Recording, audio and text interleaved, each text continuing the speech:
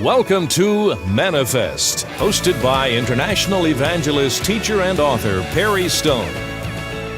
Enjoy unique insight into prophetic and practical truth.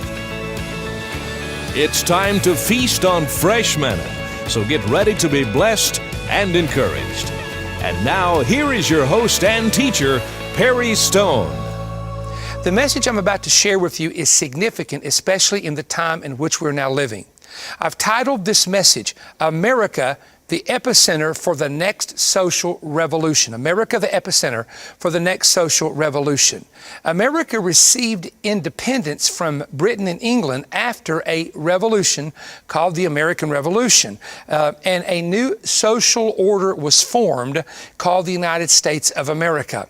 Now, if you take the back of a dollar and you begin to look at the back of a dollar, you will notice that there is a seal on the back, and there are some words. At the bottom of the pyramid are the words Novus Ordo Seclorum, which in Latin means New Order of the Ages. Of course, this is the Great Seal of the United States. And the Roman numerals under the base of the pyramid are the Roman numerals for the year 1776, when the Declaration of Independence was signed. Now, the seal itself was finalized in 1782, and America was known as a nation that one nation where many people came together, or out of many, one nation. And of course, a lot of the language that was used on the back of these seals was the Latin language, which was the official language of the ancient Roman Republic and Roman Empire. Our founders, interestingly enough, studied the Latin language along with Roman and Greek history. As a matter of fact, at about the time that America received independence from Britain, there was a man by the name of Edward Gibbon that wrote a series of books, 2 volumes, and he started writing in 1776, concluded them in the year 1788, in which he talked about the rise and fall of the Roman Empire, one of the greatest classics of Roman history that has ever been written, to my knowledge, at all. And I have both of his volumes in my library. And so he began to talk about how Rome slowly deteriorated, how the army deteriorated. He talked about heavy taxation. He talked about the bridges, the roads. He talked about so many things that are parallel to the United States today that we will not necessarily get into, because this message is not about comparing the Roman Empire or the Imperial Roman Republic to the United States and the parallels that we're seeing today, which are very numerous. But my point will be this. We are 245 years from the time that America received its independence from Britain and England. And we are at a very, very crucial time in our history, because what is taking place is there's a present attempt to destroy what we call the old order, to replace it with a new world order. Now, for the past, let's say 20 years, the new world order has been taught on and spoken of by prophetic preachers and teachers quite extensively. However, we began to look at it as forces in Europe, or the elite from European nations and governments, the EU, etc., trying to merge the United States into their system and calling it a new world order. However, what is happening in the United States is something very odd, because the new order is coming out of the United States itself. This attempt to disrupt the old order and replace it with this new system, new order of democratic socialism, etc., is actually originating with our own politicians. I'm going to explore this strategy and what I see is taking place and what will happen if things do not change. Now, first of all, America is an empire. We will not go into the 7 descriptions that are required for there to be an empire, but you have to have the greatest military in the world. I said I wasn't going to go into it, but here we go. You have to have the best economy in the world, and the world has to operate off of your monetary policy and system. You have to be able to make decisions that the world follows in your step, and so many other things that have made America an empire. Now, the question I want to pose to you is this. If America is going to transition, how did the ancient empires transition? This gives you a clue as to what's coming our way if we're going to go into this brand new experiment of this brand new social transition that we see all around us. Daniel 5:29 through 31 explains it this way. Then commanded Belshazzar, And they clothed Daniel with scarlet, put a chain of gold about his neck, and made a proclamation concerning him that he should be third ruler in the kingdom. In that night was Belshazzar, the king of the Chaldeans, slain, and Darius the Mede took the kingdom about 62 years old, or at 62 years of age. Now, a little bit of context here, or setting here of this story. We discover that Babylon had been in control of their empire under King Nebuchadnezzar and the other kings that followed him for a period of 70 years. And in one night, the Medes and the Persians overtook the Babylonians while the Babylonians were having a drunken party, which is recorded, by the way, in the book of Daniel. The Medes and Persians had actually dried up the river and come underneath the river and through the river and underneath to do a secret invasion, because the party, everybody, including the leaders of the party, it seemed, were drunk. And of course, in that night, God wrote with his hand on the wall, warning them that their kingdom was about to be overtaken. And it happened. Now, a war is what overthrew the Babylonians. It was a battle where the Medes and Persians invaded. Prophetically, it had to happen. Let me explain to you why prophetically the Medes and Persians had to overtake the Babylonians. The Babylonians at the party that night were drinking from gold vessels, and those gold vessels were actually vessels from the Jewish temple. If you remember, when King Nebuchadnezzar invaded Judea, he took the vessels from the Jewish temple, which are worth today millions of dollars, and at that point, he brought them into Babylon and kept them in storage there for the Babylonian Empire. It was God's timing, according to Jeremiah 25:11, to bring the Jews back to Jerusalem, for them to rebuild the city and for them to get their wealth back. So in order for this to happen, he had to change the government leadership of Babylon. In other words, the king that was over Babylon at that time would have never released the wealth, nor would he have released the Jewish people to return back to fulfill Bible prophecy. So in order to get the prophecy fulfilled, God brought Darius the Mede and Cyrus together, and they were friends of the Jews, and they gave the Jews permission to return. One of the reasons they did, according to Josephus, was that Daniel the prophet had these visions of the Medes and Persians eventually overthrowing the Babylonians, and had written it in scrolls. And when Daniel showed the leaders the prophetic word of God from the scrolls, and even showed them in Isaiah, where the king was named 150 years before by the prophet Isaiah, who would help the Jews, they believed. And that king was none other than a man named Cyrus. So because of the prophecies, because of the timing of the prophecies, because it was now time for transition, God brought a new leader to power. I want to just add this. This is my opinion as a prophetic teacher. I believe that is the reason why President Trump was elected in 2016. He was going to be president during Israel's 70th year anniversary. And that is when he recognized Jerusalem as the capital. That's when the embassy was moved from Tel Aviv to the city of Jerusalem. And also he began to make announcements concerning the Bashan of the Golan Heights area as a part of Israel. So in other words, transitions will happen because of prophecy. It was God in Daniel chapter 2 that reminded Daniel, it is the Lord that sets up kings and takes down kings. And God does what he wishes and what he wills at his time. Now, we have witnessed, and I say we meaning the people in the United States, have witnessed old governments falling, old empires collapsing, and transitions as far back as 1917. We've seen the Turkish Empire collapse. We have seen the Russian czars fall as communism took over after the Bolshevik Revolution of 1917. We have seen Germany give way to the Third Reich, to the Nazis, and to Adolf Hitler. And I want to share this with you because the next two statements I'm going to make set the pace of where we're going. Transition of empires and transition of governments occur through two different methods. In the Bible, the transition of empires occurs through wars. This is very clear from reading Daniel chapter 7 and Daniel chapter 8. One nation would fight to overthrow the other. The Medes and Persians warred to defeat the Babylonians. The Greeks went to war to defeat the Medes and Persians. The Romans came along and defeated the Greeks.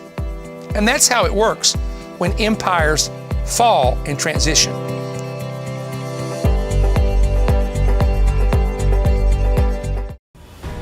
We are living in epic times. We are the Revelation generation, and we must not hide in spiritual darkness, but must clearly understand these prophetic times and seasons. Also informing others that the last days are upon us. Perry Stone and Bill Cloud have joined together for an urgent series of new prophetic updates that are now available to you on CD or DVD. The messages included by Perry are the Hebraic prophetic code concealed in the Seventh Kingdom parables, America, epicenter of the next revolution, the new 70-year prophetic cycle and latest end-time signs, Israel prodigies being fulfilled, final birth pangs of the Messiah, America in crisis, the sign of fires, the axe, and the tree. Also included in your CD or DVD set are 3 messages by Bill Cloud that contain amazing prophetic insight. The messages are the beginning of sorrows, when God hides His face, the fight for America. To receive your set of CDs, request offer number 20PS2-CD. They are available for your gift of $60 or more. To receive the DVDs, request offer number 20PS2-DVD. They are available for a gift of $80 or more. You can order online at perrystone.org or by calling toll-free 1-888-21-BREAD. That's 1-888-212-7323. You may also write to us and send a check or money order to Perry Stone Ministries, P.O. Box 3595, Cleveland, Tennessee 37320. In this day and time, as we continue to experience biblical prophecy unfold, these timely messages are something you will want to share with your entire family and friends. We look forward to hearing from you soon. Perry Stone invites you to join him for his Spring 2021 Israel Tour. The dates are April 14th through the 23rd with an optional visit to Petra in the country of Jordan. Call 1-888-321-3629 or visit perrystone.org for more information and how to register. Seating is limited, so call today. Now, let me just mention to you about the offer, which is very important on DVD and CD. You can also purchase a digital download of this. Go to perrystone.org for that information. But we want you to get the unedited version. This is the unedited version. Now, we show portions, just excerpts of my teaching, but also Bill Cloud taught some of the most amazing. And I love when Bill gets his little board out and starts showing you the Hebrew letters and the numerical values and the meanings and stuff. There was one thing he showed us during the conference that people in the back were yelling and screaming like, "Oh, can you believe this? Look at this. This is crazy." And so we love to hear Bill Cloud teach, but also you get our teaching as well. So please get that immediately so that you can start listening to what you're not going to hear on television. We do that because of wisdom. We have mentioned earlier how grateful we are for the number of stations that the Lord has allowed us to be on. The stations are continuing to grow. We're continuing to add places. We also want to welcome those in the Northern California area that we're now on in that area, and also some of the stations that have said to us they want to re-air the program, and you've helped us. Many of our, several I should say, of the stations have said they're re-airing our program on different days as well so that more people can watch it. Thank you so much. That means so much to us. I thank the partners of our ministry that help keep the program on the air and support the Voice of Evangelism ministry. And I do want to remind you that we do have all the social media, well, most of it. Now, we've come off of some of it purposely as a protest, but we still have our YouTube channel at Perry Stone YouTube, and I want you to look at the updates that we have and keep up with us that way. That's one of the great ways of doing it.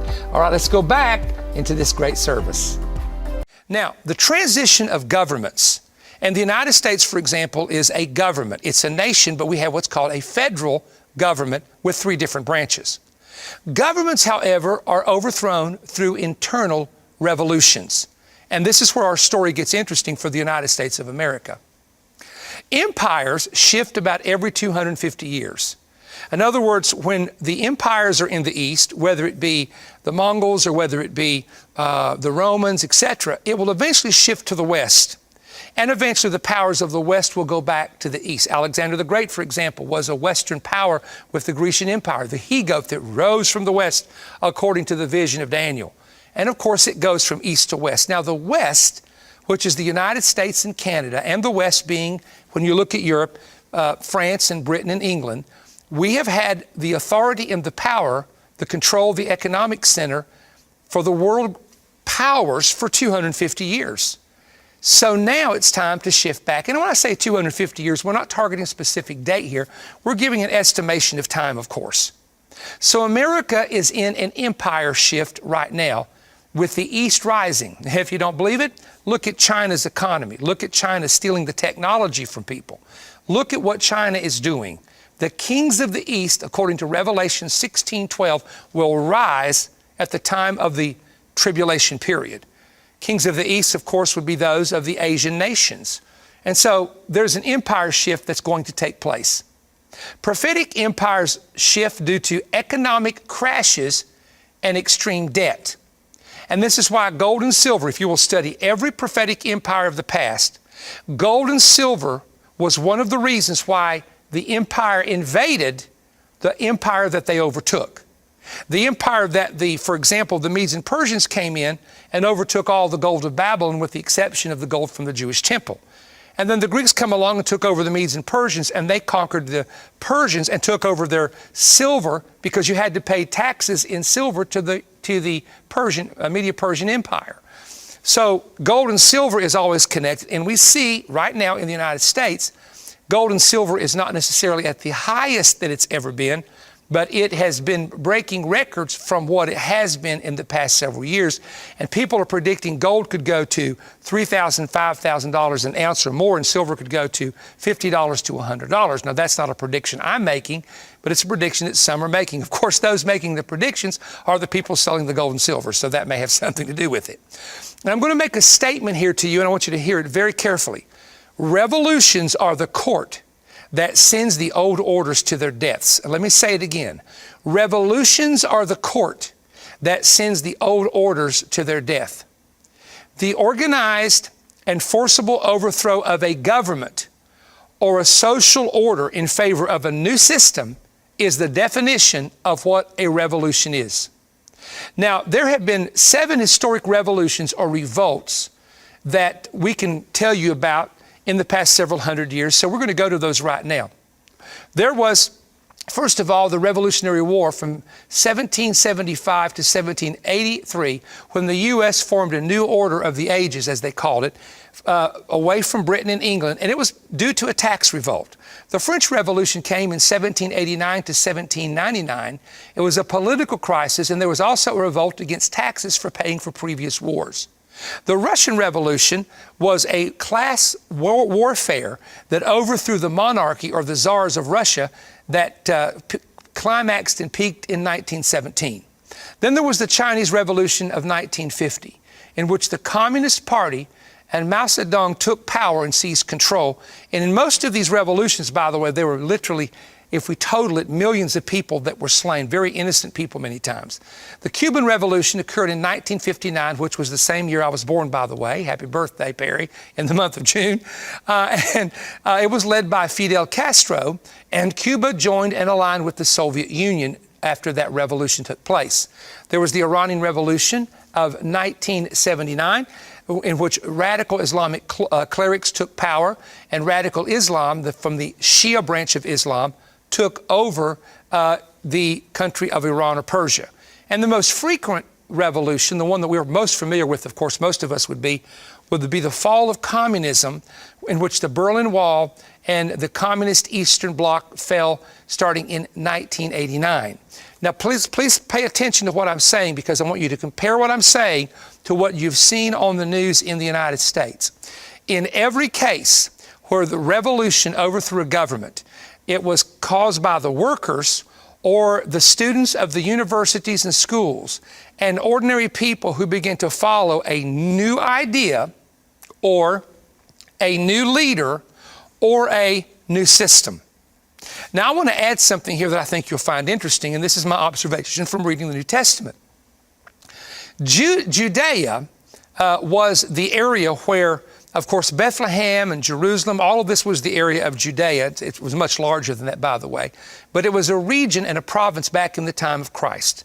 There were Roman governors over the cities and provinces and over the area of Judea. You have Pontius Pilate, you have Herod, etc.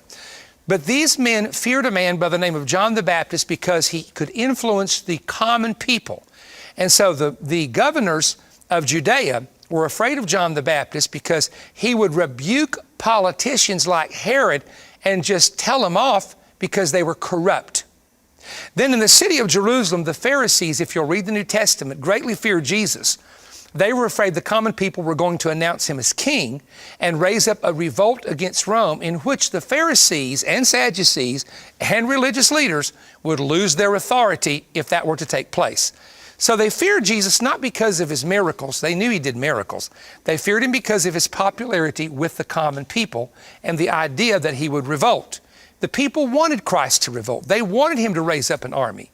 But he said, that's not why I came. And he made it very, very clear that if I wanted to be king, my people would fight for me, but you see none fighting because his war was a spiritual war and not a political war. Then came along Christianity. And the Roman Empire actually feared Christianity because they considered it a threat to the Roman Empire. Why? Because Christians were preaching a new kingdom, the kingdom of God, which was part of the church. They began to preach a new king, that the king was Jesus and they only served one king. So as Christianity began to grow and tens of thousands of people were converted, the Roman government would arrest Christians and begin to persecute them, especially under Nero, and 10 persecutions followed Nero for 3 centuries, because they feared that Christianity could become so strong that it could change the thinking and the culture of the Roman Empire. Rome and Greece both had numerous gods, but the Christians did not believe in idols. So when a city would convert to Christianity, the first thing that would go would be the temple. And when the temple would close down, that meant the tourists would quit coming to buy the idols.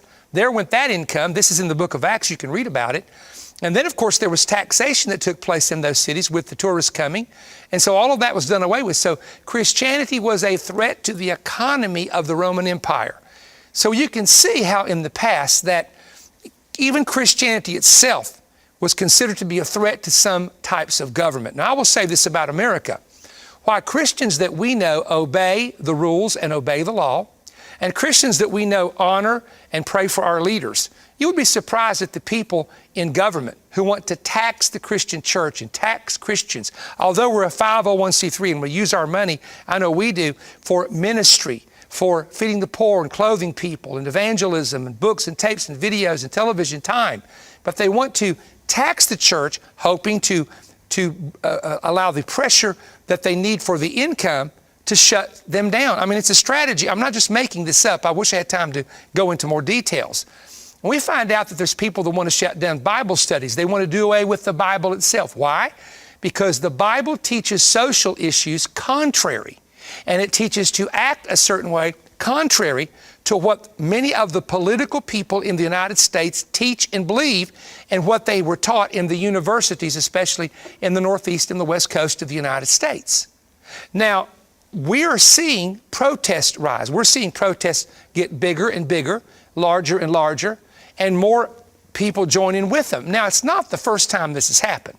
America has experienced protests for 70 years, and some of them have actually come out positively and initiated new and important laws and movements.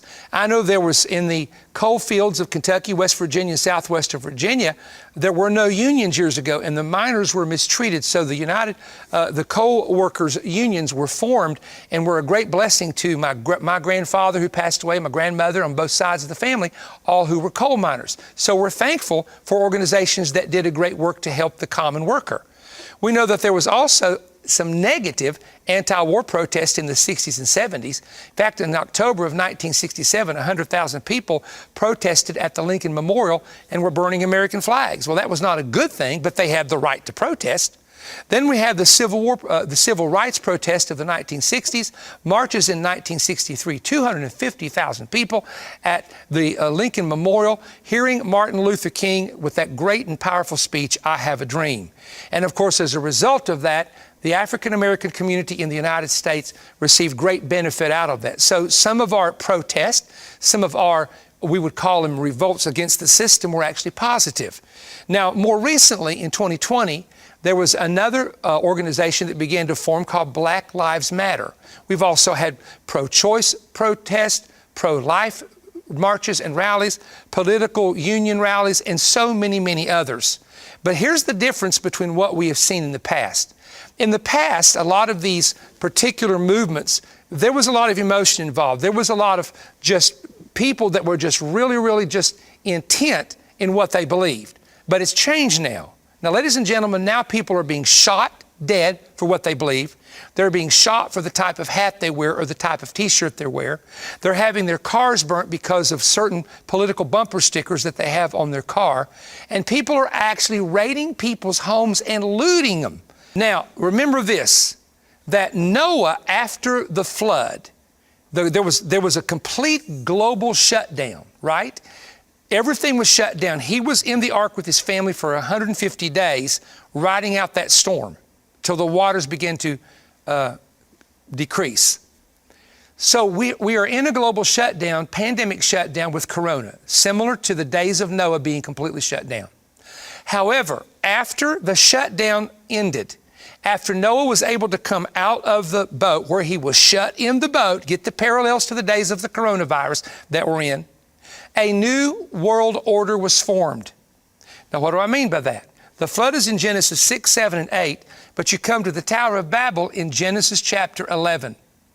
Now, remember this also, that when Lot saw Sodom and Gomorrah destroyed, he and his two daughters eventually escaped, went up into the mountains, and through his daughters, a new nation was formed of the Edomites and the Moabites. So a new system, a new nation is formed in the time of Lot.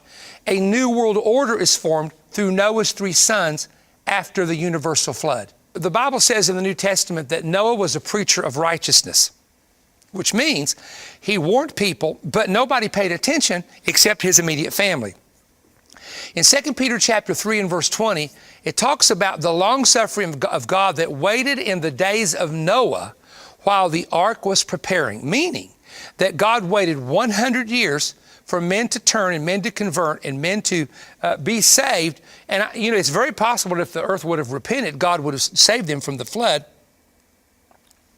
but they didn't do so.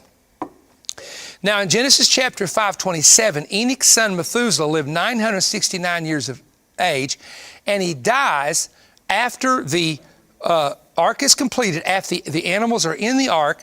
In the book of Genesis, Moses wrote that for yet 7 days God will cause it to rain. So everything is ready, but there's 7 days that he holds the rain back. And rabbinical scholars say that Methuselah had died and Noah was allowed to bury him and mourn for him for 7 days. He was the great-great-grandfather, of course, of Noah. And that's why there was a 7 days delay when the ark was already ready and everything was ready to go. They were going to wait to honor this godly man by the name of Methuselah, who lived longer than any man has ever lived in the history of the world.